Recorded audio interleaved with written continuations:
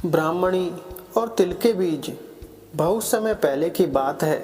किसी गांव में एक गरीब ब्राह्मण रहता था। एक दिन उस ब्राह्मण के घर कुछ अतिथि आए। ब्राह्मण की स्थिति इतनी खराब थी कि उन अतिथियों को खिलाने के लिए घर में अनाज तक नहीं था। इस स्थिति को लेकर ही ब्राह्मण और उसकी पत्नी के बीच थोड़ी कहासुनी होने लगती है। ब्राह्मणी कहती है, तुम्हें पेट भरने योग्य अनाज कमाना भी नहीं आता है। इसी का नतीजा है कि आज घर में अतिथि आ खड़े हुए हैं और हमारे पास उन्हें खिलाने के लिए कुछ भी नहीं है।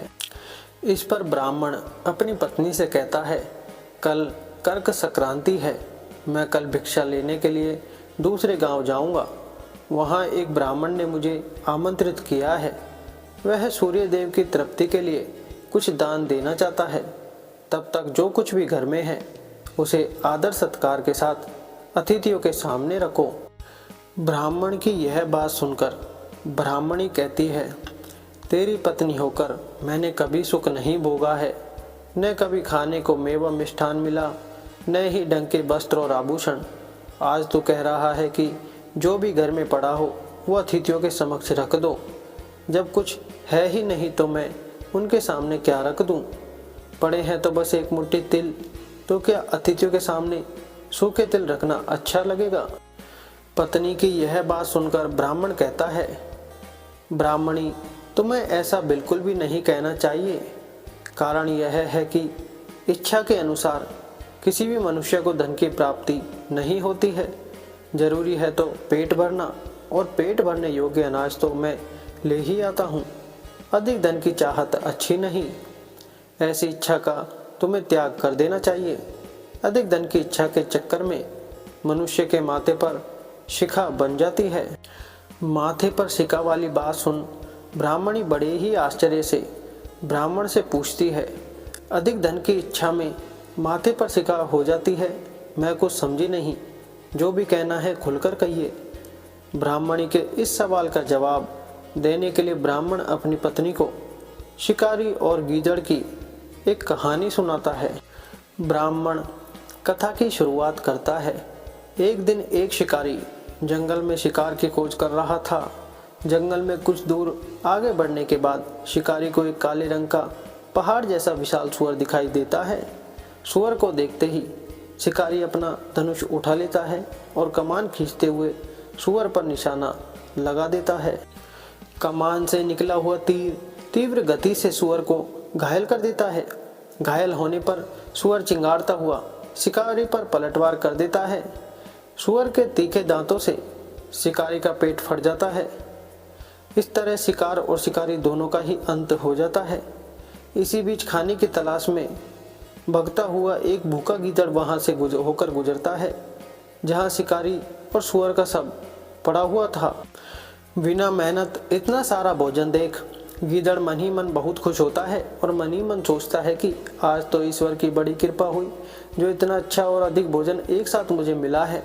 मैं इसे धीरे धीरे और आराम से खाऊंगा, ताकि लंबे समय तक मैं इसे उपयोग में लाऊंगा। इस तरह मैं इस भोजन के साथ लंबे समय तक अपनी भूख को शांत रख पाऊंगा। इन सभी बातों पर विचार करते हुए गीदड़ सबसे पहले छोटी छोटी चीज़ों को खाना शुरू करता है। तभी उसे शिकारी के मृत शरीर के पास धनुष पड़ा दिखता है। गीदड़ के मन में पहले उसे ही खाने का विचार आता है और वह धनुष पर चढ़ी डोर को चबाने लगता है। गीदड़ को चबाने से धनुष पर चढ़ी डोर टूट जाती है और डोर के टूटने से धनुष का एक शिरा वेग के साथ गीदड़ के माथे को भेदता हुआ ऊपर निकल जाता है। गीदड़ के माथे को भेदकर धनुष का जो सिरा गीदड़ के सिर पर निकल आता है, वह ऐसा प्रतीत होता है मानो गीदड़ के माथे पर शिखा निकल आई हो। घायल होने के कारण कुछ देर बाद गीदड़ की भी मौत हो जाती है। इतना कहते हुए ब्राह्मण कहता है, ब्राह्मणी, इसलिए मैं कहता हूँ कि जरूरत से अधिक लोभ से माथे पर शिखा आ जाती है। यह कथा सुनने के बाद ब्राह्मणी कहती है, ठीक है, अगर ऐसी ही बात है तो घर में जो मुट्ठी भर तिल पड़े हैं उन्हीं को मैं अतिथियों को खिला देती हूँ। ब्राह्मणी की यह बात सुनकर ब्राह्मण संतुष्ट होता है और भिक्षा मांगने के लिए घर से बाहर निकल जाता है। वहीं ब्राह्मणी भी घर में पड़े तिल को धूप में सुखाने के लिए फैला देती है। तभी कहीं से एक कुत्ता आ जाता है और उन साफ तिलों पर पेशाब कर देता है, जिससे सभी तिल खराब हो जाते हैं। तिल के खराब हो जाने पर ब्राह्मणी काफ़ी परेशान हो जाती है और सोचती है यही तो तिल थे जिन्हें पकाकर मैं अतिथियों को खिला सकती थी, अब मैं क्या करूं? काफ़ी देर सोचने के बाद ब्राह्मणी को एक तरीका सूझा। उसने सोचा कि अगर वह गंदे तिलों के बदले साफ तिल देने की बात कहेगी तो कोई भी आसानी से मान जाएगा। साथ ही किसी को भी इन तिलों के खराब होने की बात पता नहीं चलेगी। इस विचार के साथ वह उन तिलों को लेकर घर घर घूमने लगी। ब्राह्मणी की यह बात सुनकर एक महिला वह तिल लेने के लिए तैयार हो गई, लेकिन उस महिला का पुत्र अर्थशास्त्र पढ़ा हुआ था। उसने अपनी माँ से कहा कि इन तिलों में जरूर कोई ना कोई खोट होगी, वरना कौन साफ सुथरे तिलों को गंदे तिलों के बदले देने के लिए तैयार होगा। पुत्र की यह बात सुनकर महिला ने ब्राह्मणी के तिलों को लेने से मना कर दिया। इस कहानी से हमें यह सीख मिलती है कि हमारे पास जो भी होता है हमें उसी में सुखी रहना चाहिए। किसी के पास ज़्यादा चीज़ देकर दुखी नहीं होना चाहिए। वीडियो अच्छी लगी हो तो वीडियो को लाइक करके चैनल को सब्सक्राइब करके बेल आइकन ज़रूर दबाएं। धन्यवाद।